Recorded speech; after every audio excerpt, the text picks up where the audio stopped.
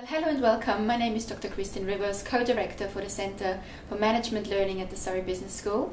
And I'm here today with Shashi Maharaj from the BMW Financial Services Group, and he's head of strategy for the UK. So let me start you asking, Bar, how long have you been in this industry, and have you always been working in this industry? Yeah, absolutely.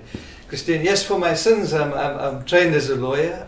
I practiced as a lawyer for approximately 15 or 16 years in private practice, but I joined the BMW Group in 1999 as a lawyer. And interesting, your question about the industry as served. So I joined the group in the sales company and the manufacturing company. Worked there for quite some time, and now I work in the financial services industry. So really, when you say my industry for now, I would say would be focused on the sale of financial products. But from a group perspective, I like to think about it as we manufacture and sell cars, and the financial services industry enables that to happen, and I represent that section of the business. Fantastic.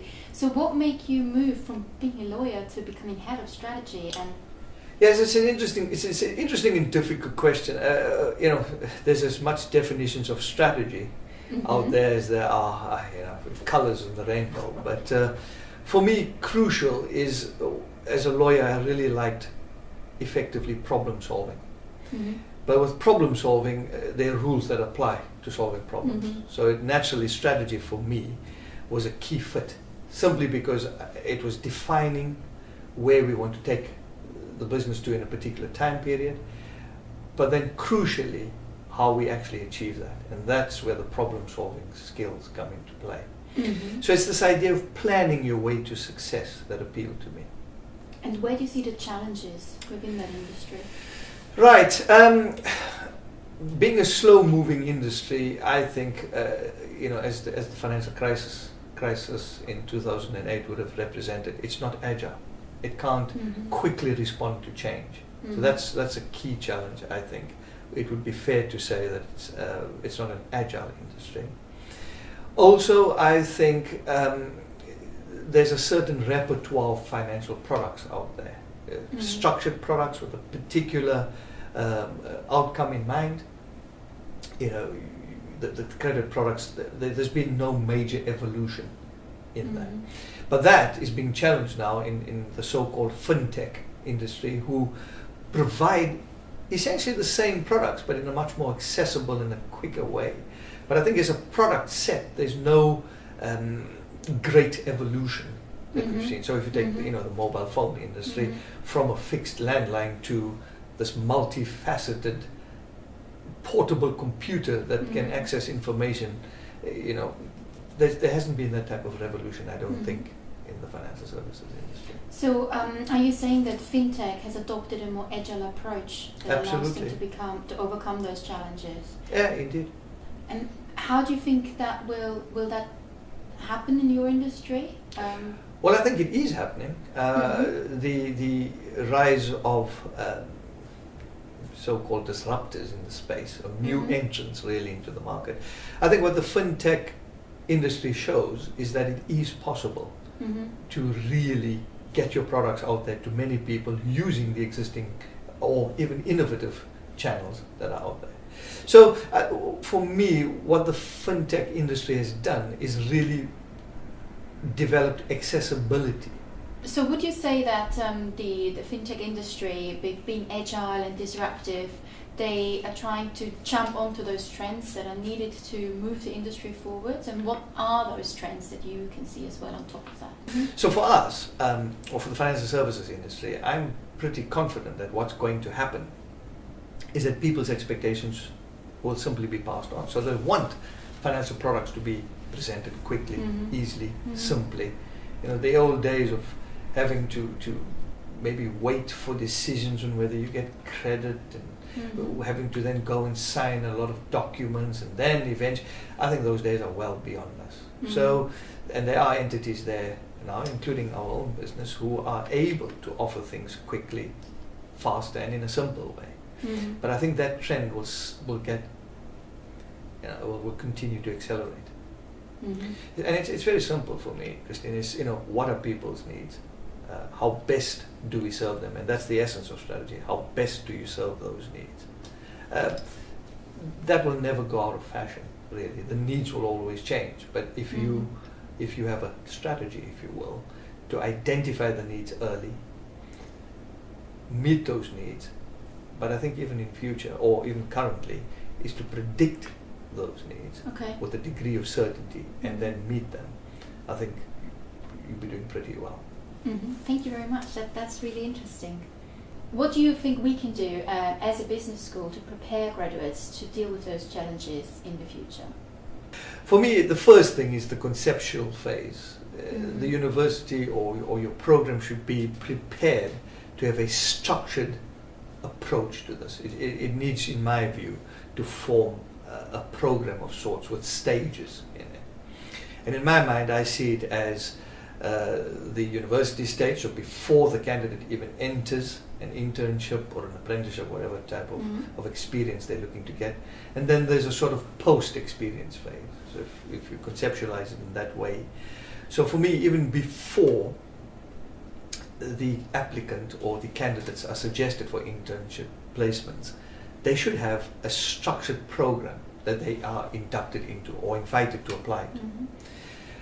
Essentially, the essence of that program in my mind would be that the university would do a sort of matching exercise, understanding what are the needs of the student, identifying them clearly. So for instance, if you're a business student, you may have certain needs that they've done a needs analysis on for the university.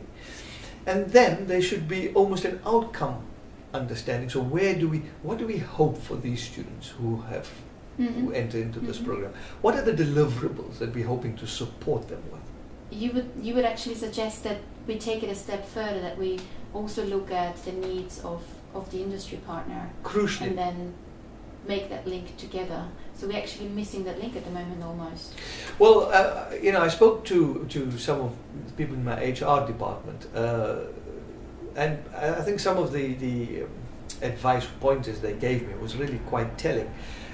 We found, for instance, that placements work better when there's a relationship between the university's placement officer and our recruiter.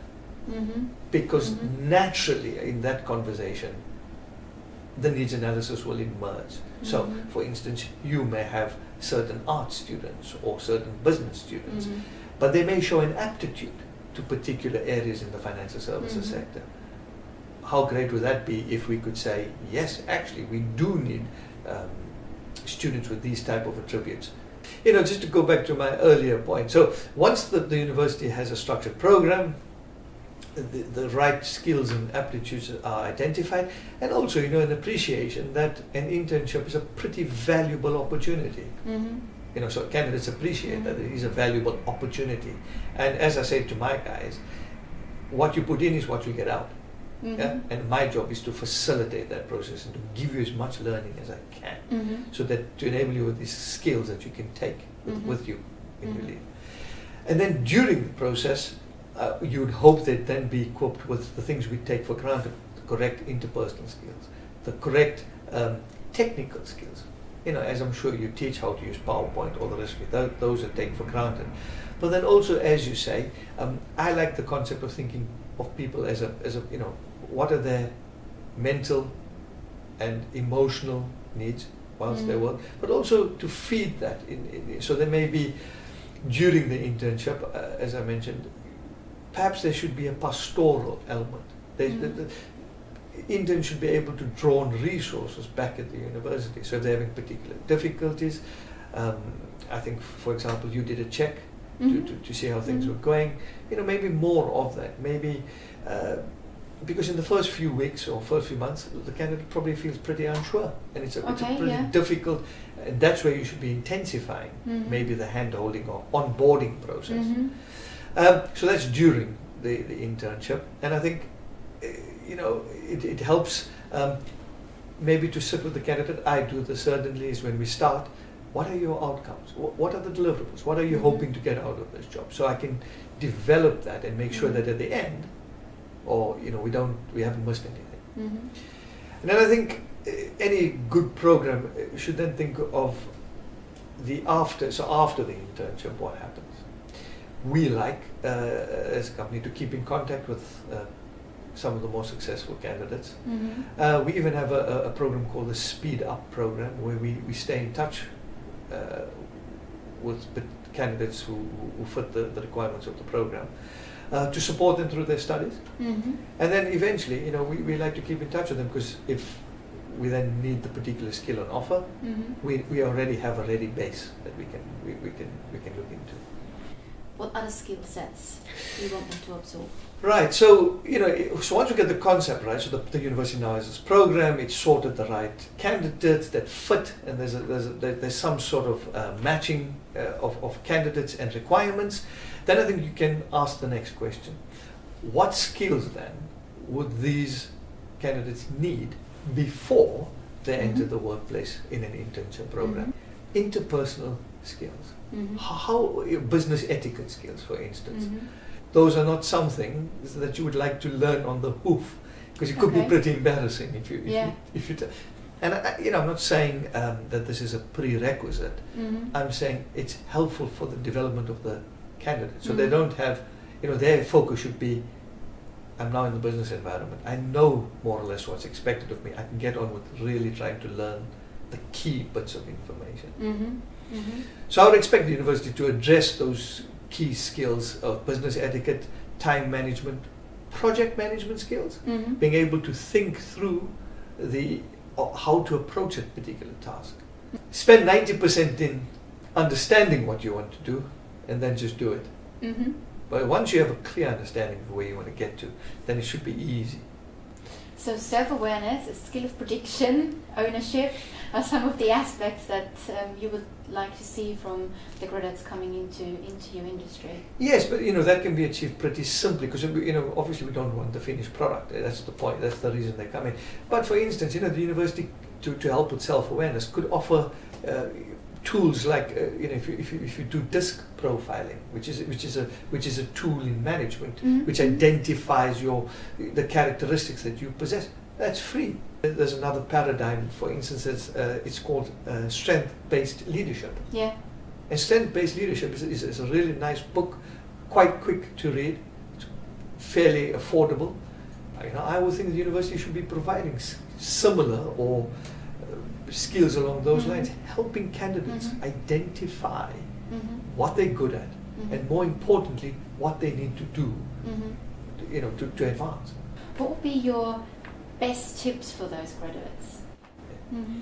So my first tip would be stay in touch. Mm-hmm. The other tip I would have is maximize every available opportunity that you have during the internship to learn about the business. So the third most important thing, if I know you and I've spent time working with you and Mhm. others know you in the organization, it's quite easy then to identify what your strengths are, what your capabilities are, and more importantly, where you could be developed into. Mm-hmm. Fantastic. Well, thank you so much. It was a real pleasure to speak to you, and I'm looking forward to a number of more internships and interviews that we can have, and collaboration opportunities maybe in the future. So tune in again when it's time for CML Casts.